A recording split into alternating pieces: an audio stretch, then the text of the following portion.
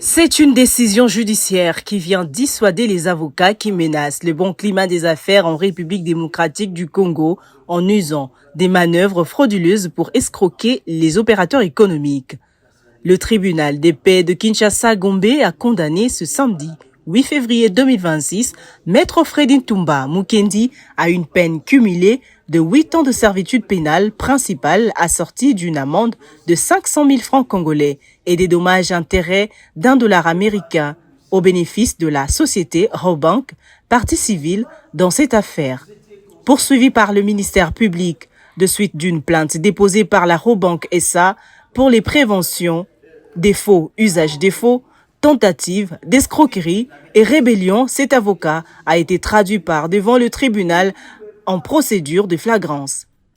Selon l'organe de la loi, le prévenu s'est permis de procéder à la saisie des biens, meubles et immeubles de la société Robank sur base des titres exécutoires cassés par la Cour suprême de justice en 2012. La banque, qui s'est constituée en partie civile dans l'affaire, dit avoir subi des préjudices énormes des suites de ce comportement. Puisque nous soutenons l'action du ministère public et que le ministère public, Monsieur le Président, a aligné 4 infractions. Nous commençons par la première, c'est l'infraction, Monsieur le Président, de la tentative d'escroquerie. Et comme nous le savons, Monsieur le Président, cette infraction de la tentative d'escroquerie exige principalement 3 éléments constitutifs: l'élément matériel, l'élément intentionnel et l'élément légal. Mais il y a des éléments spécifiques pour la tentative d'escroquerie, notamment, Monsieur le Président, l'emploi des moyens de supercherie, l'emploi des moyens de tromperie, l'emploi de la fraude pour aboutir à son objectif. Et c'est le cas ici, Monsieur le Président. Nous vous avons dit d'abord qu'on nous réclame le paiement d'une créance imaginaire. 2 700 et quelques mille dollars. Aucune décision judiciaire ne reprend ce montant de 2 700 et quelques mille dollars qu'on est en train de nous réclamer. Mais même alors, si on s'appuie sur le jugement RAC 885, nous avons largement démontré que ce jugement-là n'existait pas. Et que donc les moyens de tromperie, Monsieur le Président, ce sont ces moyens-là, des moyens frauduleux. On sait que le jugement n'existe pas. On sait que la créance est imaginaire. Mais on insiste, on persiste et on veut à tout prix se faire payer de manière frauduleuse. Nous avons aussi, Monsieur le Président, l'élément, le bien objet de la remise. Ce bien objet de la remise, c'est quoi? C'est la somme, Monsieur le Président, de 2 775 000 qu'on nous réclame. C'est ça le bien objet de la remise. On veut à tout prix, Monsieur le Président, avoir cet argent qu'on réclame de manière frauduleuse. Nous avons la présence des tiers. On se sert des huissiers de justice. On donne une semblance, une apparence de vérité, Monsieur le Président, pour aboutir à cette fin-là. On se sert des huissiers de justice. On se sert des décisions imaginaires. On vous a parlé du RAC 885. On vous a parlé du RACA 178. Et on a fait tout à l'heure les débats. Les prévenus vous disent oui. Moi, je suis un avocat d'exécution. J'ai exécuté les dispositifs et non les motifs. Monsieur le Président, les dispositifs de chaque décision portent un motif qu'on appelle en droit un motif décisoire. Et le motif décisoire, c'est lui qui détermine justement les dispositifs. Lorsque les juges de la Cour d'appel du Haut-Katanga, siégeant sous RACA 178, disent qu'ils considèrent sans objet l'appel de la Robank pour le motif avancé ci-avant. Ce motif décisoire, Monsieur le Président, il est pris dans l'arrêt. Le prévenu, quant à lui, a rejeté toutes les accusations mises à sa charge. La défense estime qu'en posant de tels actes, l'avocat agit au nom et pour le compte de son client et que cela ne peut pas engager sa responsabilité pénale. Même le commandement aux fins des saisies immobilières émis par un huissier n'est pas l'œuvre de l'avocat.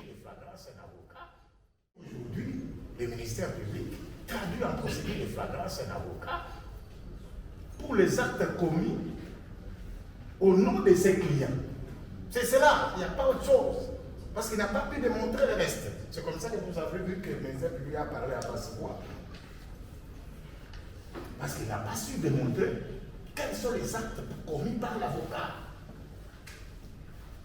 Il parle à Basse-Voix. Il parle de la tentative d'escroquer.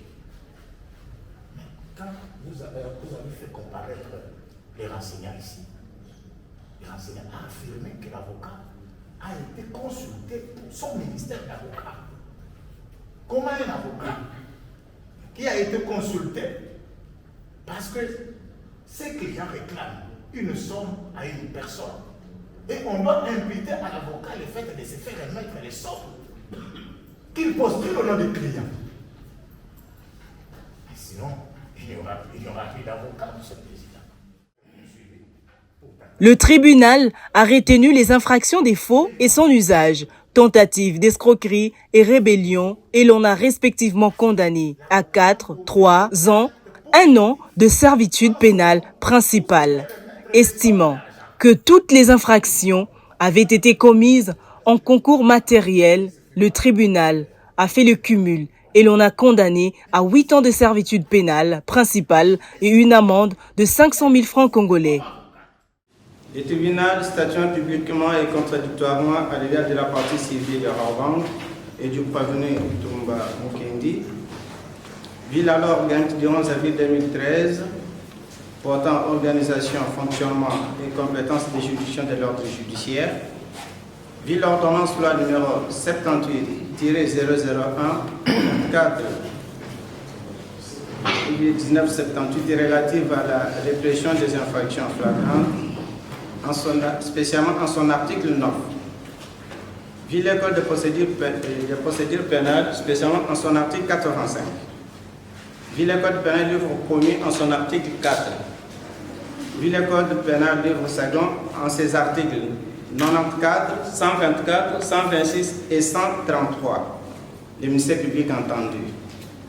Dit et établi en fait comme en droit, les infractions de fausses en écriture et usage de faux, tentative d'escroquerie et rébellion, mise à charge de prévenir Tumba Mukendi Mpunga. Par conséquent, l'on condamne pour le faux en écriture et l'usage de faux à 4 ans de servitude pénale principale et à une amende de 500 000 francs congolais. Pour tentative d'escroquerie, à 3 ans de servitude pénale principale et pour la rébellion, à 1 an de servitude pénale principale.